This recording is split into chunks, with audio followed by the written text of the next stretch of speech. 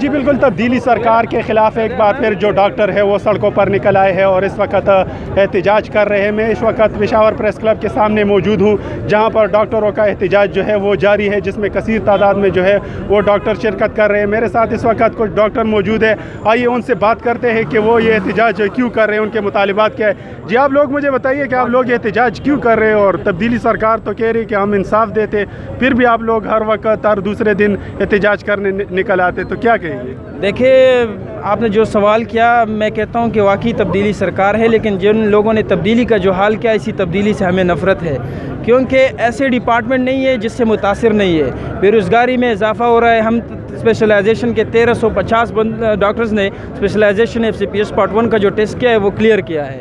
اب اس سے پیچھے جتنے بھی بیچز تھے، جتنے بھی ڈاکٹرز ٹیسٹ کلیئر کرتے تھے، اس کو ایڈجسٹ کیے جاتے تھے۔ اب تبدیلی سرکار نے جو ڈیسیجن کیا ہے، ڈیمانڈ بیس انڈکشن، 1355 ڈاکٹر نے پارٹ 1 کلیئر کیا ہے، اور ٹریننگ صرف اور صرف 385 لوگوں کو مل رہی ہے، جو بالکل شرمناک بھی ہے، افسوسناک بھی ہے اور جبرناک بھی ہے۔ میرے خیال میں ہم کنڈیم کرتے ہیں اور اس کو ہم تیار نہیں ہے۔ اچھا، اگر آپ لوگوں کے مطالبات نہ مانیں گے تو آئندہ لائحہ عمل کیا ہوگا؟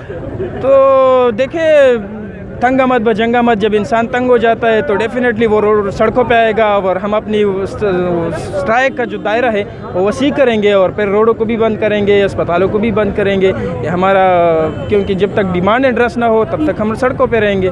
جیسا کہ آپ لوگ دیکھ رہے ہیں کہ یہاں پر ڈاکٹروں کا کہنا ہے کہ اگر ان کے مطالبات نہ مانے گئے تو وہ اپنے احتجاج کا دائرہ جو ہے وہ وسیع کر دیں گے، اور اس کے ساتھ ساتھ صوبے بھر کے جو سڑکیں ہیں ان کو بھی وہ بند کر دیں گے۔